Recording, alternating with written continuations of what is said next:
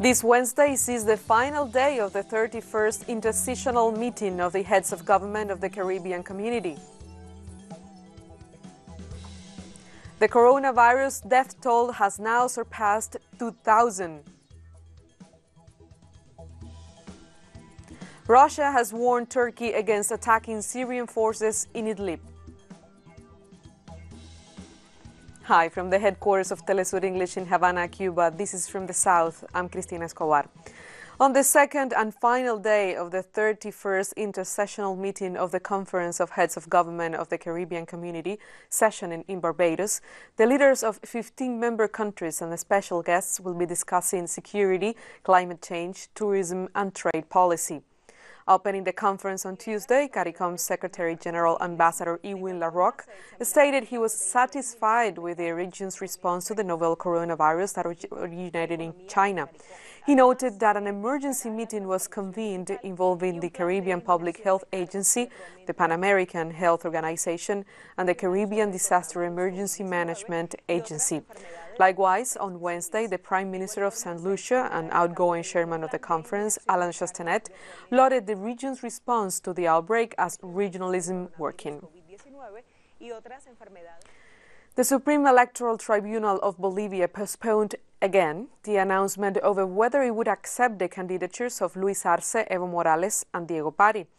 While different political parties and local media report that the decision has been made to bar the candidates, the president of the tribunal, Salvador Romero, assured that the measure has not yet been taken. Evo Morales and Diego Pari, aspirants to the Senate for Cochabamba and Potosí, respectively, Luis Arce, candidate for the presidency, are at imminent risk of being excluded from the electoral race. The MAS party has declared a state of emergency, giving the possibility that its candidates will be barred from standing, stressing this would respond to a particular political interest and undermine the country's law. And MAS party presidential candidate Luis Arce denounced on his Twitter account the coup against democracy that is being undertaken by the Bolivian Supreme Electoral Tribunal. Arce has also pointed out that opinion polls show the party's candidates for the upcoming general election remain favorites, despite intimidation attempts by Bolivia's de facto government. Well, we saw the numbers the opinion polls have given us, and we are convinced that we can go up more since we have a proposal for the country. There are uncounted votes in this service, so we think that we can improve easily. This reminds me of 2005, when nobody believed that Evo Morales, who was running for presidency at that time, with a historic 54% of the votes in 2005. It is a time of intimidation, political persecution. There is no rule of law, and there are a number of elements that do not make it possible for people to freely exercise their votes. There is a lot of fear. The president of Paraguay, Mario Abdo Benitez, declared on Tuesday a health emergency throughout the national territory in the face of dengue epidemic that has already killed 16 people with more than 3,000 confirmed cases. The Paraguayan Congress passed a law to ensure that the Ministry of Health has all the necessary prerogatives to establish the required administrative measures as well as to contract emergency goods and services. The law will be enforced for 90 days and covers both the public and private sector of the country, with the health ministry able to use any health institution to care for dengue patients. Also established the possibility of hiring medical and technical personnel under exceptional circumstances, and which will allow for a greater number of qualified personnel to deal with the epidemic. The Mexican Chamber of Deputies approved on Tuesday the increase of the maximum prison sentences for femicide from 45 to 65 years after the recent murder of a 7-year-old girl caused outrage in the country. The law reform also increased the minimum sentence from 40 to 45 years. Meanwhile, prison sentences of between 10 and 18 years will apply for child sexual abuse. The reforms were sent to the Senate for its approval. The discovery of the body of the girl named Fatima in a plastic bag in Mexico City led to further pressure on President Andrés Manuel López Obrador after several days of protest over widespread gender violence and femicide in Mexico. The third annual 19F March, led by the National Campaign for the Right to Legal, Safe and Free Abortion, will take place this Wednesday in Argentina. Just weeks after President Alberto Fernández announced to Congress that he would present a bill to legalize abortion, the National Campaign will hold a rally at the doors of the National Congress. A large turnout is expected for what has become an annual mobilization for the past 3 years, characterized by the use of green neckerchiefs.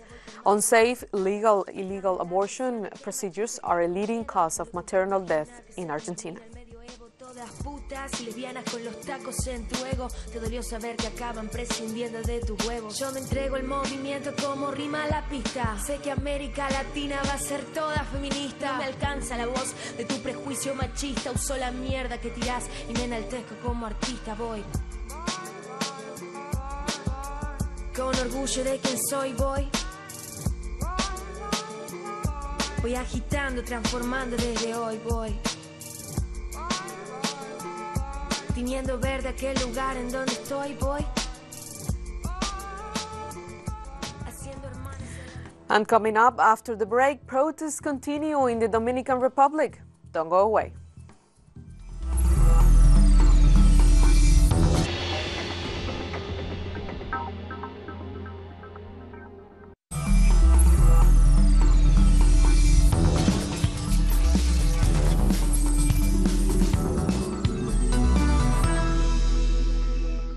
Hi, welcome back. Following the suspension of municipal elections, demonstrations continue in the Dominican Republic as protesters call for members of the Electoral Board to step down.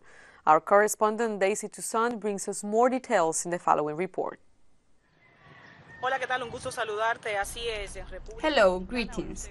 As has been noted, the Dominican Republic is still experiencing tensions given the suspension of the municipal elections last Sunday, February 16th, with protests leaving 2 dead and at least 10 wounded. In addition to the demonstrations every day in front of the Central Electoral Board requesting the resignation of the plenary of that institution on Tuesday night, calls were issued for the government's resignation as, according to protesters, it was complicit in the fraudulent elections. As citizens carry out peaceful protests, authorities threw tear gas to disperse those protesting against the measure of the Central Electoral Board. With banners, whistles, costumes, pans, among other utensils, protesters shouted different slogans such as, "These people have to be removed by any means," "Down with the corrupt," "We have had enough, time to resign." The Central Electoral Board called for new elections on March 15, and the Green March movement said that without consequences there are no guarantees to indicate that what happened with the municipal elections is a product of the breakdown of institutionalism that the country is suffering, and therefore the Central Electoral Board is not reliable to guarantee the process, as they warned in October during the primary elections. The defense minister assured that the soldier who launched the tear gas at demonstrators will be removed from the armed forces. More protests and vigils are expected in front of the Central Electoral Board today. This is all the information we have for now. Back to you in the studio. Antigua and Barbuda signed a financing agreement with the Caribbean Development Fund on Tuesday. The $80,000 grant is to be allocated for capacity building support to the Antigua and Barbuda Development Bank, which is expected to set the stage for further loan assistance for the small and medium enterprise sector. The Caribbean Development Fund has committed almost $1.4 million to Antigua and Barbuda within the current economic cycle. In Canada, most of the main rail routes are not functioning due to the mass protest against the construction of a natural gas pipeline. The demonstrators are following the indigenous group that will be affected by the construction that would go through its land. According to recent reports, the tension between the environmental authorities and the Wet'suwet'en indigenous group dates back to 2014. Back then, the environmental coordinator of this community, Mike Ridsdale, sent a letter to denounce that the application to construct the pipeline was incomplete and did not inform about the specific impact on the Wet'suwet'en territories, and alerted back then that the construction would have an adverse impact on its people. The environmental authority of the government answered giving more details, but Ridsdale believes that the lack of information was an injustice to the Wet'suwet'en people. For nearly a week. The Spanish government on Wednesday proposed a starting day for the negotiations with the government of Catalonia on February 24th. The talks promised to be difficult as the Catalan separatist party Esquerra Republicana de Catalunya wants an independence referendum and an amnesty for the separatist leaders. Madrid has flatly rejected both. The negotiation table date is important as the result of these first meetings will impact on the ability of the Spanish government to include the autonomous community in the budget to be presented in March, key to the stability of the new legislature. The government of the United Kingdom announced its post-Brexit immigration law. Boris Johnson's government unveiled plans to end what it called the UK's dependence on cheap, low-skilled labour and deliver on its pledge to halt freedom of movement from the EU after Brexit. Workers from the European Economic Area countries currently have the automatic right to live and work in the UK irrespective of their salary or skill level. However, the British government says this will end on December 31st, when the transition period is due to finish. Under a new points-based immigration system, overseas citizens would have to reach 70 points to be able to work in the UK.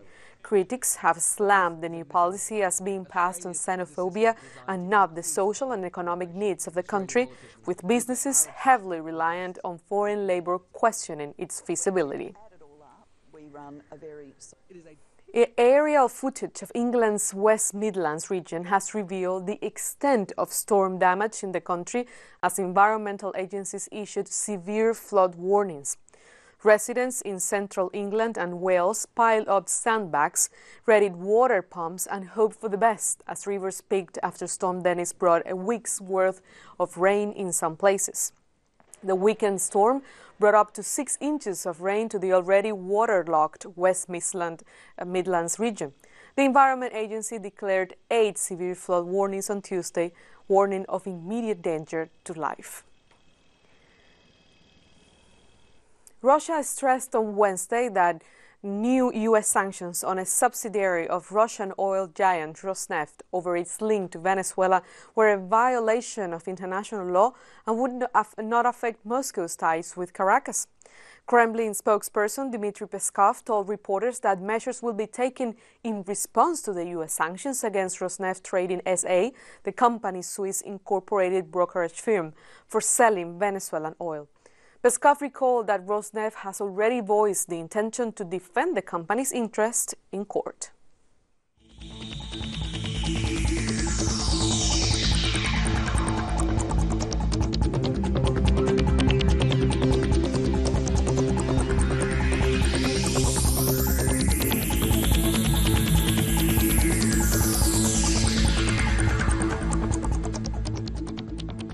The death toll from China's coronavirus epidemic surpassed 2,000 on Wednesday, with the number of new cases falling for a second straight day, according to the National Health Commission.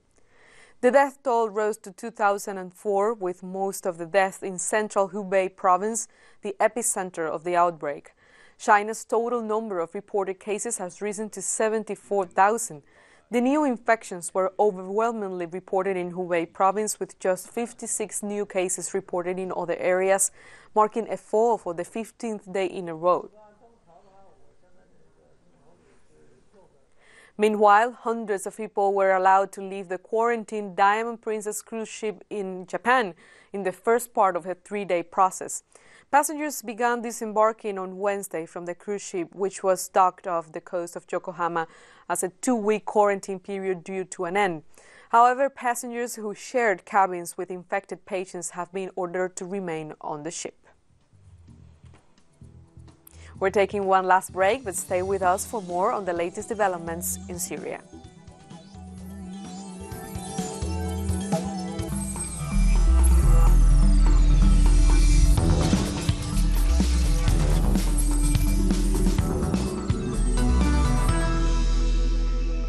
Welcome back. Russia has warned Turkey against attacking Syrian forces after President Recep Tayyip Erdogan warned of an imminent assault in Idlib province.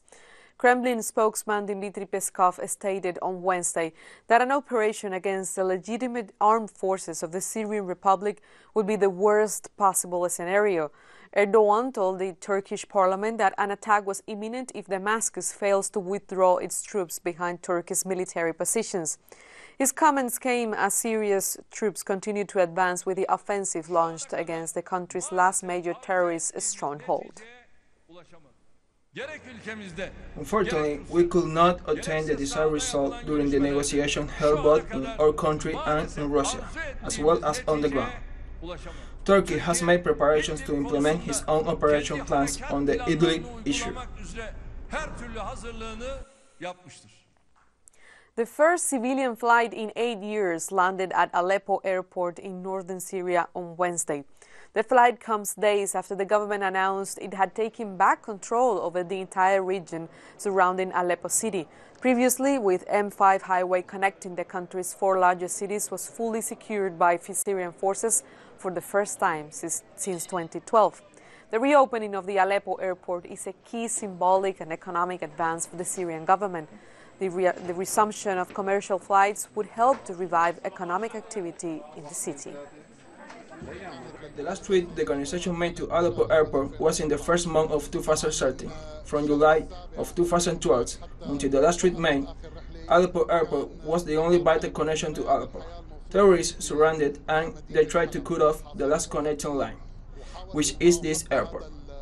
Aleppo airport has been safe since 2016 because the zone of the escalation had an area in the west of Aleppo, where planes could be targeted while landing. Today, we landed from the west of Aleppo due to the direction of winds. So the terrorists' inability to conform to the truce and the escalation agreement was preventing the arrival of any aircraft. At the end of a tour of 3 African countries, U.S. Secretary of State Mike Pompeo issued a thinly veiled swipe at China, Africa's largest trading partner by far, as he pitched Washington's ability to boost growth on the continent. The Donald Trump administration is seeking to counter significant Chinese influence with its proper Africa trade and investment strategy. Critics have pointed to Trump's widely reported remarks in 2018 when he made racist remarks against African and poorer Western Hemisphere nations whose citizens migrate to the U.S. Meanwhile, Washington is currently discussing military cuts in Africa and recently announced tightened visa rules targeting the continent's most populous country, Nigeria, as well as Tanzania, Sudan, and Eritrea. Libya's UN-backed government announced late on Tuesday that it would hold its participation in talks aimed at brokering a lasting ceasefire between warring sides in the conflict.